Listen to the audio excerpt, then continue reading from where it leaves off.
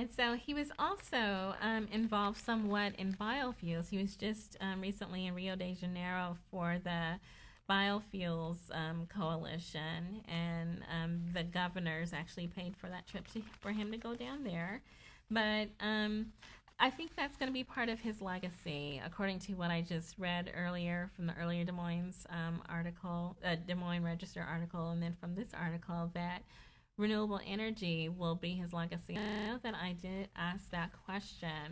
We did look at John Culver, Chet Culver's father, the public policy center that was built in Simpson. And I did speculate on what Chet Culver's legacy would be and how he would be remembered. And according to this article, wind energy, renewable fuel support, and then also being a good father, according to Chad Culver, is what he wants his legacy to be. So that's the answer to that question. Although we do have another kind of question, and this is coming from the Des Moines Register. This is from the Friday, December 17th Des Moines Register. Culver rejects construction group's request. And so there's been a lot of back and forth this fall, a lot of back and forth between Chet Culver's administration and then Master Builders of Iowa. They sought a delay to block the use of so-called project labor agreements on construction projects at the Mitchellville State Prison and at the Iowa Veterans Home at Marshalltown. And there's a lot of history there. Culver noted that Master Builders recently lost two efforts to block the awarding of a $106.9 million contract for construction of a new state maximum security prison in Fort Madison. That prison is going to be built by Walsh Construction of Chicago using a project labor agreement. And according to Culver, the reality is that project labor agreements work. He did say that in a statement, that PLAs ensure the state's ability to complete major projects on time and within budget, while providing good paying jobs to hardworking Iowa men and women in the construction trade. So that's that sort of the development of that story, where we've been following the prison building. And my own question about that is, my own philosophy or my own take on that is, green jobs, not jails. That's how I feel. Okay, so that's all very interesting, and I'm still fascinated by what happens in Iowa. You never want to lose track of policy and where things stand, and so I try to stay active and engaged, and it's always good to look at different sources and resources for information, whether it's talking to people personally or gathering information through newspaper or primary documentation or on-site visits or company literature. It's all very relevant as long as you know where it's coming from. This is the Friday, December 17th, New York Times. We're switching from wind energy to the food desert, urban gardening aspect of the green economy. This is an article that says, shopping at Target, now you can pick up a dozen eggs. And so we do have Targets here in Des Moines area, and they do have groceries. And so this article is focusing on that. Target began experimenting with a campaign in 2008 in Minnesota.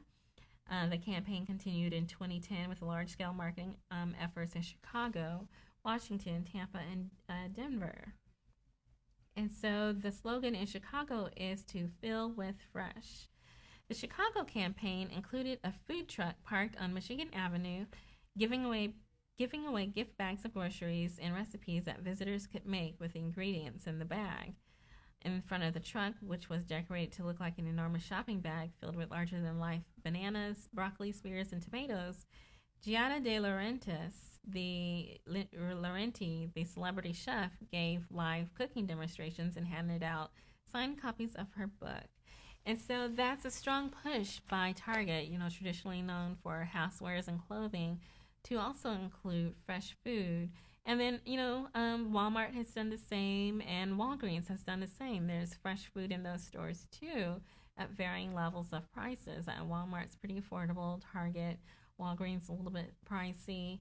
But there is, there is those efforts, and I think they're filling in a gap They're filling in a gap of inadequate service by large full-service grocery stores. And so we do have a food desert here in Des Moines, and part of that is served by our Walgreens in the downtown area. We have a downtown Walgreens. We also have a Gateway Market. Both of those are slightly overpriced, I would say. Walgreens has a general food on its shelves. Gateway Market is more organic, boutique type of food for the foodie, as people like to call it. There is an alternative. We do have farmers markets on summer weekends. We also have winter markets on winter weekends.